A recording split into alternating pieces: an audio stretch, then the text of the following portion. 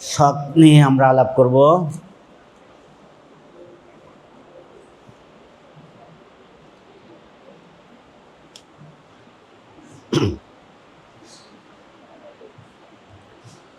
শখে দেখো, আমরা at the end of our lecture আমরা যে জিনিসগুলো জানতে পারবো সেগুলো হলো শখের একটা ডেফিনিশন জানবো এবং এটার ক্লিনিক্যাল সিগনিফিক্যান্স কী সেটা জানবো।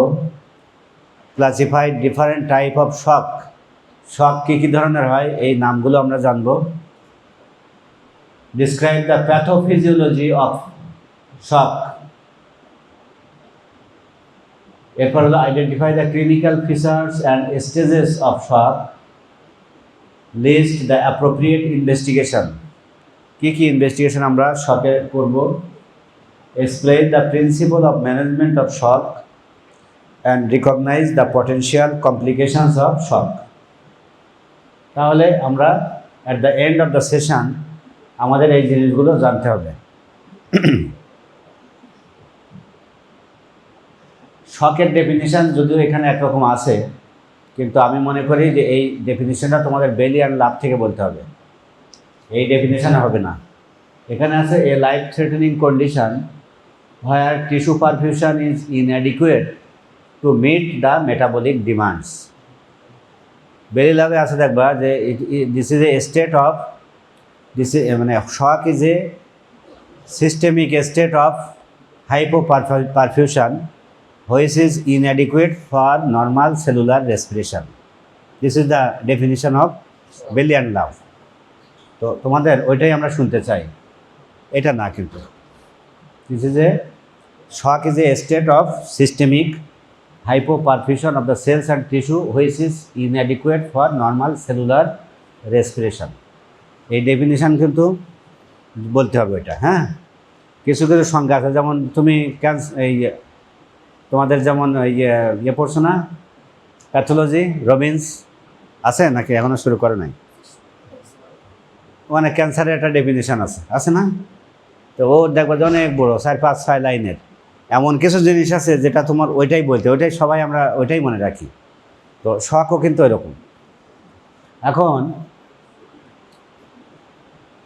লিডস টু সেলুলার হাইপোক্সিয়া, মানে শখে আসলে কি হয়, যে কোনো শখই হোক না কেন, শখে যে জিনিসটা হয় সেটা হলো সেলুলার লেভেলে হাইপোক্সিয়া ডেভেলপ করে। তোমার ব্লাড প্রেশার যদি কমে যায় তাহলে তোমার টিস্যুতে কি হবে, হাইপোপারফিউশন হবে, তাহলে ব্লাড কম যাবে। ব্লাড কম গেলে কি হবে, নর্মালি যে অ্যারোবিক যে মেটাবলিজমগুলো হয়, এই অ্যারোবিক আর হবে ওখানে, এয়ারই তো নাই, অক্সিজেনই তো নাই। হিমোগ্লোবিন যে অক্সিজেন নিয়ে যাবে তাহলে ইনঅ্যাডিকুয়েট, তাহলে ওখানে কি হবে, অ্যানারোবিক মেটাবলিজম হবে সেলের মধ্যে। অ্যানারোবিক মেটাবলিজম হলে কি তৈরি হয়, কার্বন ডাইঅক্সাইড হয়, ল্যাকটিক অ্যাসিড হয়। তো এইগুলো যদি আস্তে আস্তে টিস্যু লেভেলে যদি বাড়ে, তাহলে এখানে এই শখে যে আস্তে আস্তে যে ঘটনাগুলো ঘটে, এটা তোমাদের বেরিয়ে যাবে, এত সুন্দর করে বলা আছে যে সেলুলার লেভেলে কি হয়, এরপরে তোমার অর্গান লেভেলে কি হয়।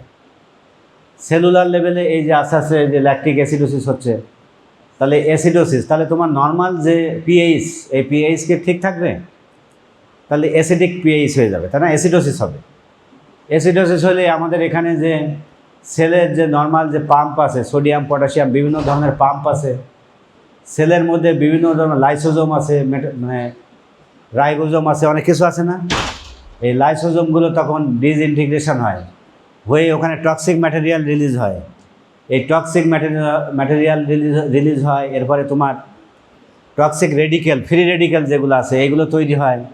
এইগুলোতে এবার কি হবে, আস্তে আস্তে তোমার যে সেল ড্যামেজ শুরু হয়, এখান থেকে আবার তোমার বিভিন্ন যে মেটাবলিক যে প্রোডাক্টগুলো তৈরি হয়, এখান থেকে তোমার যে বিভিন্ন টক্সিন রিলিজ হয়। এইগুলো হওয়ার ফলে কি হয়, যে তোমার সেল ড্যামেজ তো হচ্ছেই লাইসোজোমাল এনজাইম দিয়ে, এরপরে আবার ক্যাপিলারির পারমিয়াবিলিটি বাড়ায় দেয়। বেসিক যে জিনিসগুলো হচ্ছে, ক্যাপিলারি যে নর্মাল যে সেলের মধ্যে যে ক্যাপিলারিগুলো আছে, এটার পারমিয়াবিলিটি বেড়ে যায়। পারমিয়াবিলিটি বেড়ে গেলে কি হবে, এই যে আমাদের যে ব্লাড আছে যে বিভিন্ন ভেসেলের মধ্যে, এই ব্লাডগুলো থেকে এবার আস্তে আস্তে কী হবে, নর্মাল টিস্যু লেভেলে ফ্লুইড বেড়ে যাবে। ইন্টারসেলুলার স্পেসে তখন পারমিয়াবিলিটি বেড়ে গেলে কী হবে, ইন্টারসেলুলার স্পেসে কিন্তু ইডেমা হবে। এইবার ইন্টারসেলুলার স্পেসে যদি ইডেমা হয়, সে তো আর চোখে দেখতে পারবে না। আস্তে আস্তে এবার কী হবে, বিভিন্ন যে আমাদের ব্রেন আছে, হার্ট আছে, লাংস আছে, বিভিন্ন জায়গায় ইন্টারসেলুলার স্পেসে যদি টিস্যু ইডেমা হয়, তাহলে অক্সিজেনেশন হবে, লাংসে অক্সিজেনেশন হবে না। আস্তে আস্তে এবার আস্তে আস্তে কী হবে, অক্সিজেনেশনটাকে আরও হ্যাম্পার হবে। তখন আস্তে আস্তে কী হয়, এই যে সিস্টেমিক ড্যামেজ হয়, সিস্টেমিক ইনফ্লামেটরি রেসপন্স সিনড্রোম, এরপরে মাল্টি অর্গান ডিসফাংশন, এমওডিএস, এগুলো নাম শুনেছো, এসআইআরএস, এমওডিএস, ফিজিওলজিতে তো পড়ার কথা তোমাদের এগুলো। এই যে multi organ dysfunction syndrome, MODS, তারপর systemic inflammatory response syndrome, SIRS, এগুলো কিন্তু শর্ট নোটে আসে। What is SIRS, what is reperfusion injury, এগুলো কিন্তু what is damage control surgery, এগুলো কিন্তু ছোটো ছোটো। এই যে তোমার বই যখন খুলবা দেখবার দাগানো আছে, এখন তো বললা তোমরা যে দাগানো বইও পাওয়া যায়, যায় না? আছে, কিনছো? বেডি লাভ আছে কয়জনের, হাত তুলো তো। বেডি লাভ যে বইটা সার্জারির, কয়জনের আছে তো হাত তোলো। আশ্চর্য অবস্থা। দেখো তোমাদের কি, তোমাদের বইটা কেনার প্রয়োজন মনে করো না, নাকি লাইব্রেরিতে নিয়ে পড়ো? না তাও পড়ো না? আছে, লাইব্রেরিতে আছে, নেওয়া আছে, সেটাই বলো। মানে লাইব্রেরি থেকে নেওয়া থাকলে হবে, হাত উঁচু করো। আমি তো বলতেছি আছে মানে একদম কিনেই যে পড়তে হবে নন নেসারি, তোমাদের জোগাড় আছে কাদের সেটাই বলছি। তাই তো মোটামুটি, তাও তো দেখি কই হাত তোলো যাদের লাইব্রেরি থেকে নেওয়াও আছে। মেয়েদের অবস্থা দেখো একদম পুরা খালি। তার মানে এই বই তোমরা পড়োই না। একটা সার্জারির একটা বেসিক যে বইটা, বোর্ড বই, যেটা মানে এই বইটাকে ফলো করতে হবে তোমার সারা জীবন, সেই বইটা দেখো মোর দ্যান 50% নাই, মানে চটি ছাড়া অন্য কিছু নাই তোমাদের। এটা ভেরি ডেঞ্জারাস, এটা ভেরি ডেঞ্জারাস। বন্ধ, লাল বাতি জ্বলে কিন্তু। তাহলে এরকম করলে তো হবে না, বই কিনতে হবে না। বই কিনে কেউ দেউলিয়া হয় নাকি? হয়? বই কিনে কেউ দেউলিয়া হয় না, বই কিনতে হয় সবসময়। বই রাখবা, সার্জারির যারা ক্যারিয়ার করবা 4, 5, 6, 7, 8 রাইটারের বই রাখবা। তোমরা বই আশ্চর্য যে, আমার চেম্বারে যারা গেছো তারা দেখে এসো বই কী পরিমাণ আছে, দেখে আসবা। কেউ গেছো এখান থেকে? আমার চেম্বারে যাওয়ার সৌভাগ্য কাদের হয়েছে কারণ নাকি? কোনো একটা মেয়ে গেছিলো মনে হয়, তুমি গেছো না? হ্যাঁ, তো দেখে আসছো। তাহলে দেখবা যে এখনও পরিমাণ কী পরিমাণ বই। এটা ঠিক করো। বই আমার যে কোনো সময় হঠাৎ করে আমার একটা বই দেখা লাগতে পারে। আমার মনে হলো যে আমি একটু গ্রেজ অ্যানাটমিটার ওই একটু দেখতে হবে, তা আমি কই পাবো? আমার মনে হলো বিডি চৌরাশিয়ার অ্যানাটমিটা একটু দেখা লাগবে, কই পাবো? আর তোমার যে বইটা সারা জীবন তুমি পড়ছো, যেটা এই বইয়ের যে পাতা পাতা পাতা খুললে তোমার যে দাগানো, তোমার যে স্পর্শ, এই বই তো আর অন্য বই পাবা না। লাইব্রেরির বই যতই পড়ো, নিজের একটা যে বই, এর কদর কিন্তু আলাদা। আমি মনে করি সবার এই পার্সোনাল বইটা কখনোই জীবনে হারানো উচিত না। এই বই তোমার সারা জীবনের জন্য লাগবে। নিজের দাগানো, নিজের স্পর্শ, এই বইটা তুমি 10 মিনিট দেখলে তুমি যে জিনিসটা রব করতে পারবা, নতুন একটা বই তোমার দেওয়া হোক তুমি পারবা না। জীবনে ওই বই থেকে 10 মিনিটে অত কিছু পারবা না। এটা দেখবা, তুমি খেয়াল করবা। নিজের পার্সোনাল বইটা অনেক ইম্পর্টেন্ট। এই এখানে সাউন্ড সিস্টেম,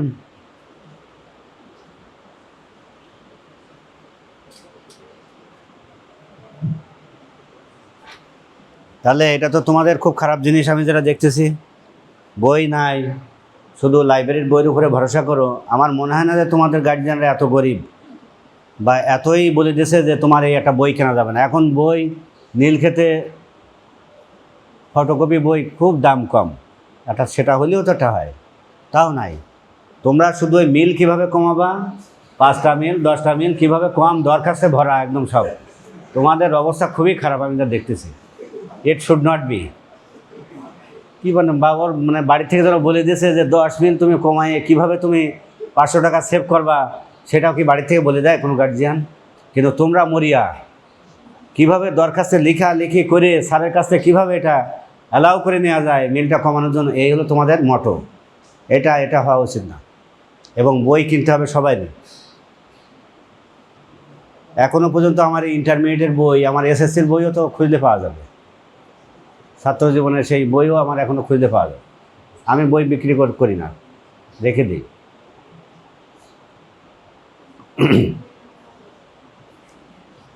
যাই হোক, এটা যেন সবার মনে থাকে, বই যেন আমি সবাই দেখতে চাই।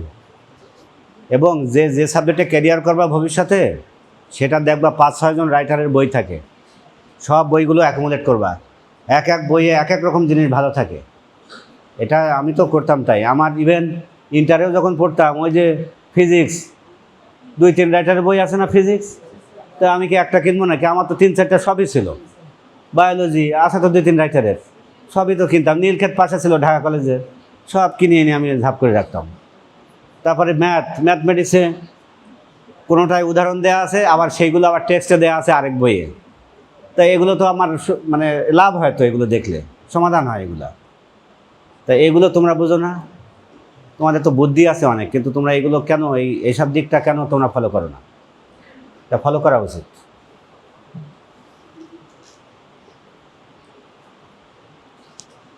কী ধরনের শখ আছে? আমরা বেসিক কথাবার্তায় যদি যাই, আমরা তো হাইপোভলিউমিক শখটা তো আর অজানা না। যে কোনো হেমোরেজিক শখ বা হাইপোভলিউমিক শখ ব্লাড থেকে কী কারণে হতে পারে? হাইপোভলিউমিক শখ একটা হলো যে কোনো ইনজুরিতে হেমোরেজ হলো, আর কি কারণে? হ্যাঁ, বার্ন। এই তো ফাইন, বার্ন হয়েও শখ হতে পারে, তাই না? তাহলে হাইপোভলিউমিয়া, ডায়রিয়া হতে পারে না? ডায়রিয়াও হতে পারে। তাহলে কি কারণে এগুলো হয়? ব্লাড অথবা প্লাজমা লিকেজ যে কারণে হতে পারে, সেই সব কারণে আমার হাইপোভলিউমিক শক হবে।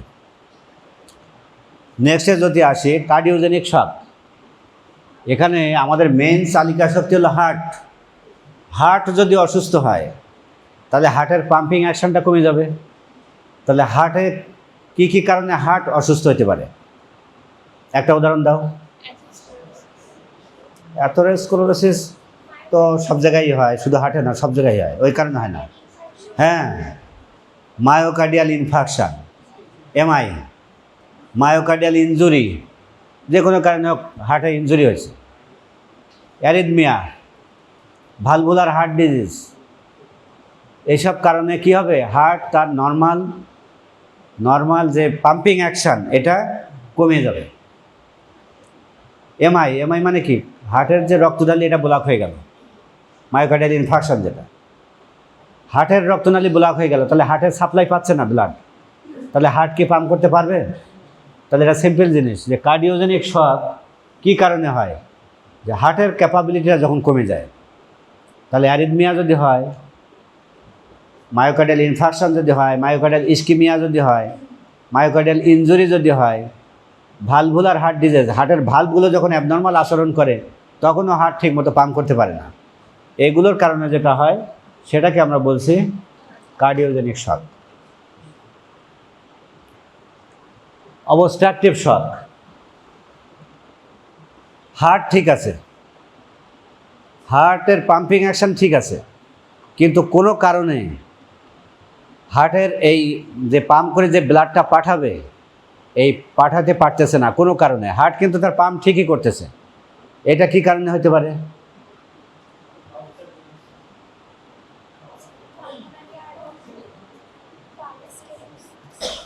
পালমোনারি এম্বোলিজম, হ্যাঁ হতে পারে। আর হার্টকে যদি চারিদিক থেকে ব্লক করে রাখো, হার্টের চারিদিকে যে আবরণটা থাকে, এটা কি বলি?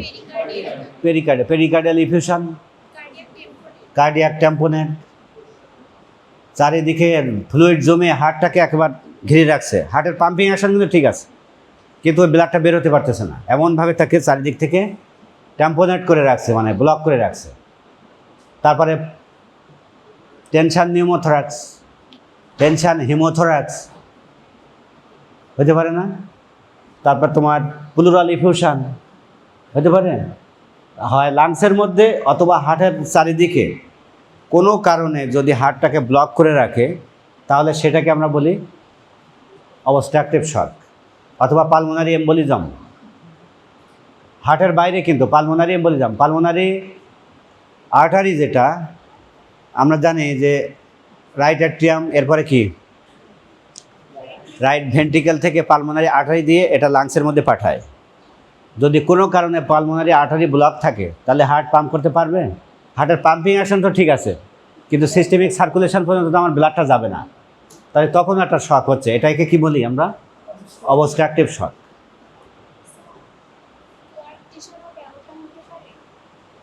কোয়ার্কটেশন অফ দ্য অ্যাওর্টা, ওখানে জিনিসটা ভিন্ন। ওটা তো অ্যাওর্টা নর্মাল যেখান থেকে যায় সেখান থেকে ব্লাডটা সার্কুলেশনে না যেয়ে ওটা একটু কোয়ার্কটেশনের মধ্যে হলে মানে অ্যাওর্টাটা ন্যারোয়িং, কোনো একটা জায়গায় ন্যারোয়িং যদি হয় তা সেটাও বলতে পারো, কারণ কোয়ার্কটেশনে যেটা হার্ট তো ঠিক আছে, হার্টের পরেই তার ঝামেলাটা। হার্টের পরে যদি যে কোনো জায়গায় ঝামেলার কারণে শক হয় তাহলে সেটাকে আমরা বলি অবস্ট্রাকটিভ শক। এটাও তোমার ওর মধ্যে পড়বে, এটাও এর মধ্যে আসবে, কোয়ার্কটেশন অফ দ্য অ্যাওর্টা। আমি বলতেছিলাম যেটা ওই যে টেট্রালজি অফ ফ্যালোট অথবা যে ট্রান্সপোজিশন অফ ভেসেল, এগুলো আলাদা জিনিস, ওগুলোতে আসবে না এটা। কিন্তু কোয়ার্কটেশন অফ দ্য অ্যাওর্টাও পড়বে এর মধ্যে, অবস্ট্রাকটিভ শক। এরপরে আসো ডিস্ট্রিবিউটিভ শক।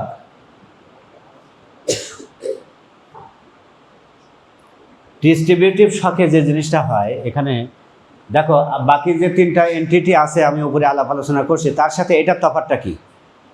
ডিস্ট্রিবিউটিভ শকে দেখো কয়েকটা জিনিস আছে, একটা হলো সেপটিক, একটা অ্যানাফাইলেকটিক, একটা নিউরোজেনিক, তিনটা কজ আছে।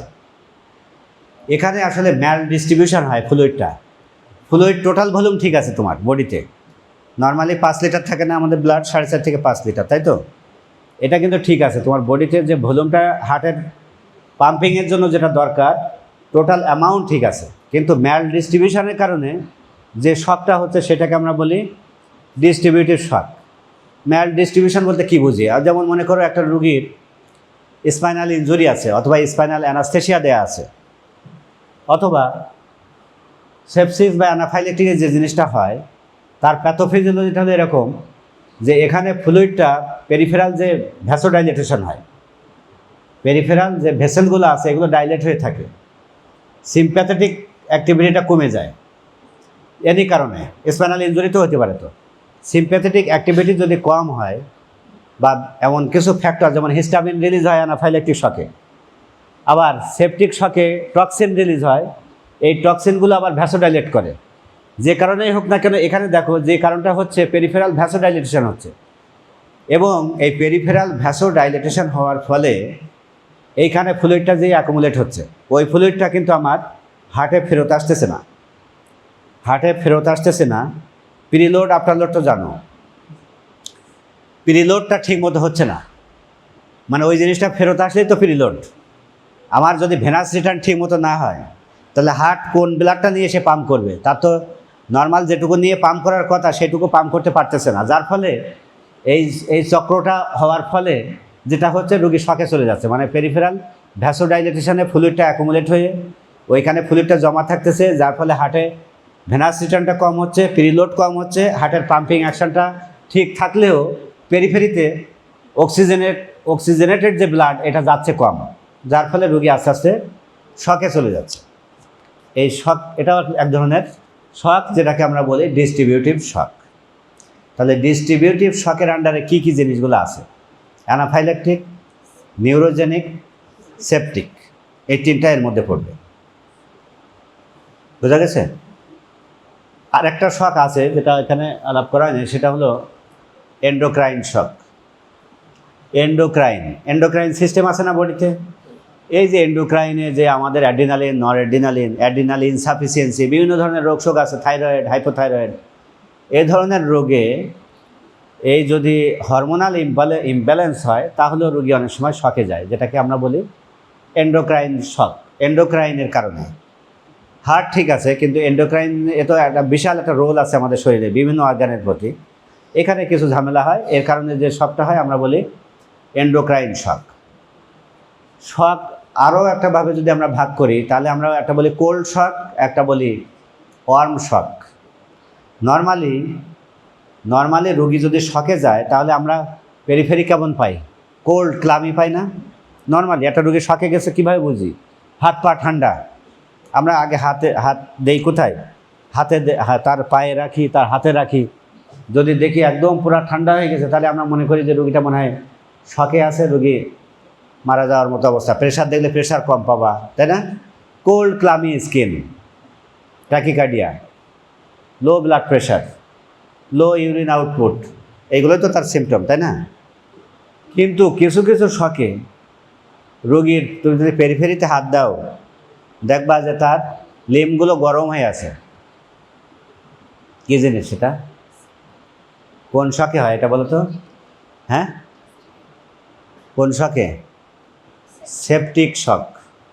সেপসিসের কারণে যে শকটা হয় এইখানে কিন্তু পেরিফেরিটা ওয়ার্ম থাকে, টক্সিন। এই টক্সিনের জন্য এখানে পেরিফেরিটা যে ব্লাডটা যায় এই ব্লাডটা কিন্তু কোল্ড হয় না, তার সিস্টেমিক ইনফ্লামেশনটা থাকে, তো যার ফলে এখানে যে জিনিসটা হয় তার পেরিফেরি ওয়ার্ম থাকে। এই জন্য একটা জিনিস মনে রাখবা যে ওয়ার্ম শক মানে হলো সেপটিক শক। আদারওয়াইজ অন্য যত শক আছে সব শকে কিন্তু আমরা কোল্ড পেরিফেরি পাই। এখানে আমি আরেকটা জিনিস একটু আলাপ করতে চাই, সেটা হলো যে fluid challenge test, dynamic fluid challenge test একটা ব্যাপার আছে, এটা একটু আলাপ করে নিই। এটা পরীক্ষা একবার আসছে তোমাদের রিটেনে। What is dynamic fluid challenge test? এটা সাধারণত হাইপোভলিমিক বা হেমোরেজিক শক একটা রোগী যদি থাকে তাহলে এই রোগীটাকে আমরা একটা ফ্লুইড চ্যালেঞ্জ দেই। 250 থেকে 500 ml ফ্লুইড উইদিন শর্ট টাইমের মধ্যে রানিং দিয়ে দেখি যে রোগীর রেসপন্সটা কেমন হচ্ছে। এভাবে ফ্লুইড দেওয়ার ফলে দেখা গেছে এই রেসপন্সটা 3 ধরনের হয়। 3 ধরনের হয়। একটা হলো রেসপন্ডার মানে যে রেসপন্স করে তারা কি বলি? রেসপন্ডার। 2 নাম্বার হলো ট্রানজিয়েন্ট রেসপন্ডার, আর একটা হলো নন রেসপন্ডার। এটা কিন্তু পরীক্ষায় আসে, লিখতে হবে কিন্তু তোমাদের। তাহলে আমরা যদি dynamic fluid challenge test, what is dynamic fluid challenge? এটা হলো 250 থেকে 500 ml ফ্লুইড এই রোগীর সার্কুলেশনে খুব র্যাপিডলি আমরা দিয়ে দেখি একটা শকের রোগী তার রেসপন্সটা কেমন হচ্ছে, তার কি আসলে রেসপন্স করছে। যদি রেসপন্স করে তাহলে রোগীর প্রেশার বেশি পাবো, রোগীর ট্যাকিকার্ডিয়া ছিল ট্যাকিকার্ডিয়াটা নর্মালের দিকে আসবে, রোগীর পেরিফেরি কোল্ড ছিল সেই কোল্ডটা আস্তে আস্তে ওয়ার্মের দিকে আসবে, রোগীর অলিগিউরিয়া ছিল অ্যানিউরিয়া ছিল, রোগীর আস্তে আস্তে কিছু সময় ওয়েট করলে দেখা যাবে তার কিছু পেশাব আসতেছে, ডিহাইড্রেশন ছিল ডিহাইড্রেশনটাও অনেকটা কাভার হচ্ছে। সব কিছু মিলায়ে যদি এরকম রেসপন্স করে তাহলে তাকে কি বলবো? রেসপন্ডার মানে হলো কি মিন করে? রোগীর যে হেমোরেজটা হচ্ছে এই হেমোরেজটা অলরেডি স্টপ হয়ে গেছে এবং তার বডিতে যে অভাবটা ছিল, ফ্লুইডের অভাবটা ছিল, এই ফ্লুইডটা দিলে তার রেসপন্স করছে, মানে এটা ভালো, এই রোগীটা রেসপন্স করবে, কারণ তার যে সোর্স দিয়ে ব্লিডিংটা হচ্ছিল এনিহাউ সেটা এখন বন্ধ আছে। অনেকের ব্লান্ট অ্যাবডোমিনাল ট্রমা হয় না, ট্রমা হয়ে রোগী শকে আছে, তুমি দেখতেছো যে তার অ্যাবডোমিনটা ডিস্টেনশন হয়ে গেছে, তাহলে কোথাও না কোথাও দিয়ে হেমোরেজ হয়েছে তার। এখন এই রোগী তুমি কীভাবে বুঝবা যে তার হেমোরেজটা কি আসলে অনগোয়িং নাকি বন্ধ হয়ে আছে? তুমি তাই ডাইনামিক ফ্লুইড চ্যালেঞ্জ দেবা, দিয়ে দেখবা যে রোগী রেসপন্স করছে এবং রেসপন্স করে সেটা সাস্টেইন আছে। তুমি যে আবার 10 মিনিট পরে আবার যদি আবার যদি তার প্রেশার বাড়ছিল আবার প্রেশার নাই 10 মিনিটের মধ্যেই, সেটাকে আমরা বলবো কি? Transient responder. তাহলে what do mean by transient responder? তাহলে এই রোগীর কি হচ্ছে? এই রোগীর যেটা হচ্ছে সেটা হলো তার অনগোয়িং একটা লস আছে, কিন্তু অনগোয়িং লসের চেয়ে আমি যেটা বাইরে থেকে দিচ্ছি এটা হলো আরও বেশি পরিমাণে দিচ্ছি। তাহলে the fluid which is giving in the patient is greater than the loss amount of loss, ongoing loss. এটাতে মিন করে হলো এটা যে এই লসটা পরিমাণে কমে গেছে, আগে হয়তো বডির মধ্যে একটা ভেসেল দিয়ে লস হচ্ছিল, এই লসটা আস্তে আস্তে দেখা গেল ভেসেলটা স্পাজম হয়ে ছোটো হয়ে গেছে, ব্লিডিংটা কম হচ্ছে আগের চেয়ে, যার ফলে সে 10 মিনিট হোক, 20 মিনিট হোক, আধা ঘন্টা হোক, রোগী প্রেশারটা মেনটেন করছে, তারপরে কমছে, কিন্তু তার অনগোয়িং লস আছে, লসটা কম হইলেও আছে তার। এটা বোঝা গেছে? এটাকে বলে ট্রানজিয়েন্ট রেসপন্ডার। আরেকটা আছে নন রেসপন্ডার। তুমি যা ব্লাড দিলা, ওই ভিতরে এমনভাবে তার সোর্স অফ ব্লিডিং যা দিচ্ছ সবই বেরিয়ে যাচ্ছে, এই রোগীর প্রেশার 1 মিনিটের জন্য বাড়েও নাই, তুমি যা দিচ্ছ সব খালি। এটাকে বলে নন রেসপন্ডার। তার মানে এখানে এত মেজর একটা অর্গ্যান বা মেজর একটা ব্লিডিং পয়েন্ট আছে যেটাকে তোমাকে ইমিডিয়েটলি এই রোগীটাকে কন্ট্রোল করতে হবে। তাহলে তোমার ল্যাপারোটমি করা লাগবে, রোগীর এক্ষুনি অপারেশন করে ওই সোর্সটা ধরতে হবে, সোর্সটাকে তোমাকে আইডেন্টিফাই করতে হবে, করে এটাকে লাইগেশন করতে হবে। তাহলে এই যে ডাইনামিক ফ্লুইড চ্যালেঞ্জ টেস্ট দিয়ে আমরা অনেক সময় এত পরীক্ষা নিরীক্ষা করার সুযোগ থাকে না, রোগী অনেক সময় খুব ইমার্জেন্সি সিচুয়েশানে আসে, তোমাকে এই ডিসিশনটা নিতে হয় অনেক সময়। এই কারণে এটা ভেরি মাচ ইম্পর্টেন্ট। এটা পরীক্ষায় রিটেনে এক সময় আসছে, এটা মনে রাখতে হবে। এটা আছে কিন্তু বইয়ের মধ্যে, ব্লাড ট্রান্সফিউশন হেমোরেজ, ওইখানে খুঁজলে বেলি ল্যাবে পাবা।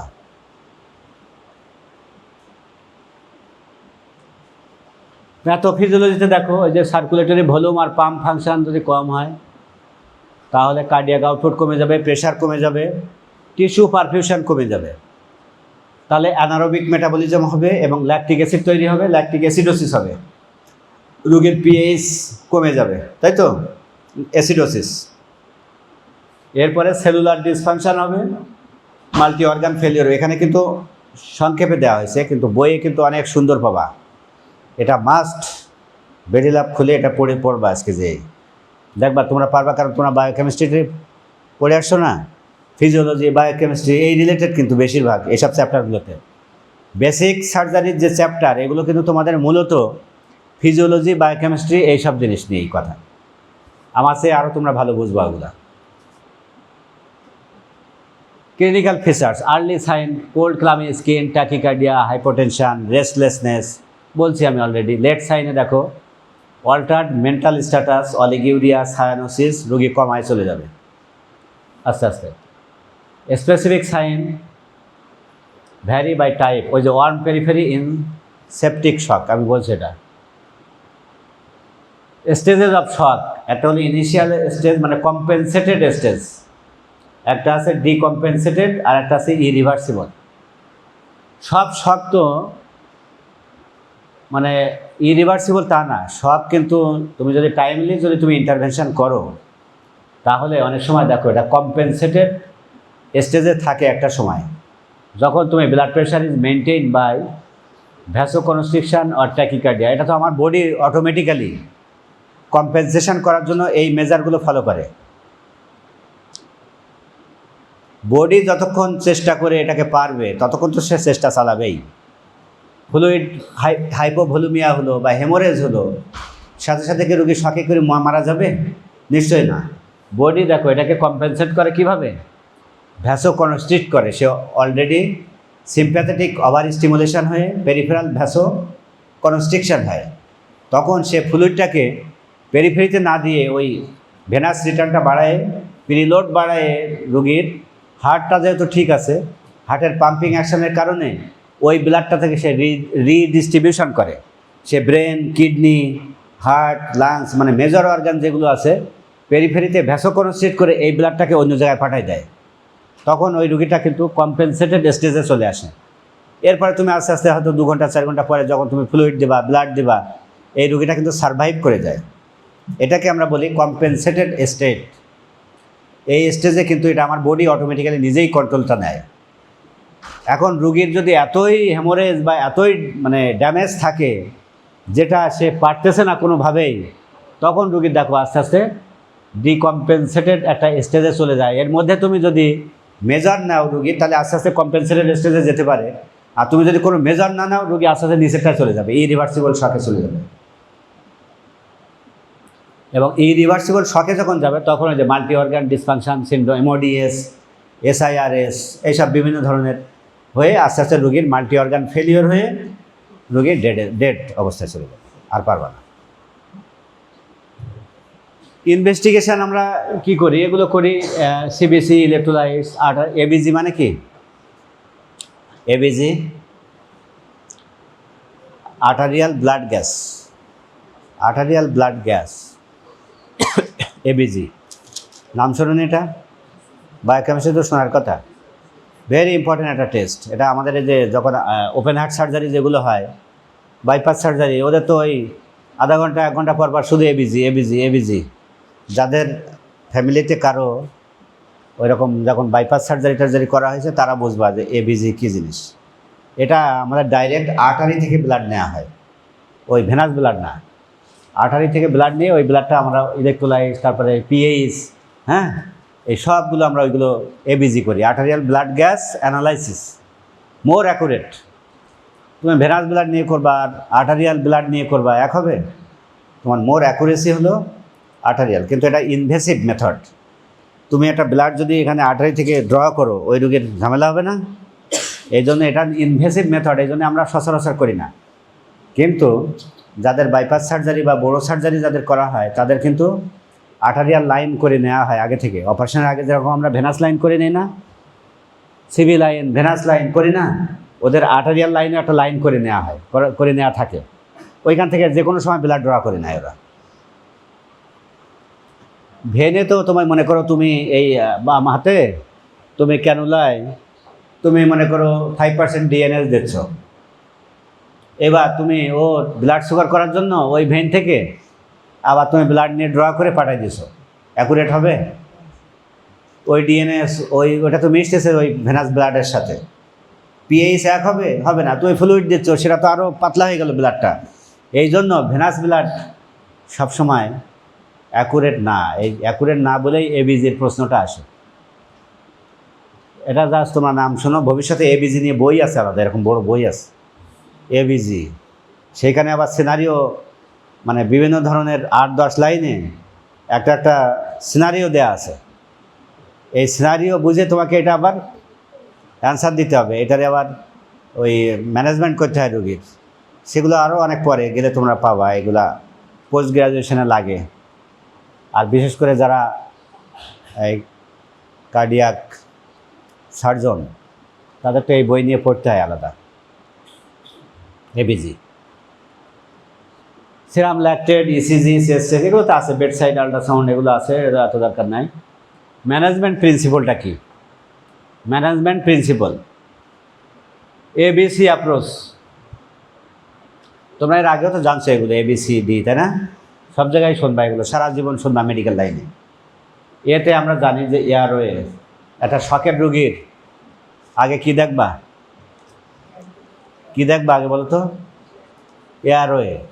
একটা রোগী মনে করে অ্যাক্সিডেন্ট করে ঘাটার বেঁকে এইভাবে চিতে শুয়ে আছে, পড়ে আছে। এখন তুমি প্রেশার দেখতেছো, এ দেখতেছো, পালস নাই, অমুক তোমার বহুত কিছু দেখতেছো।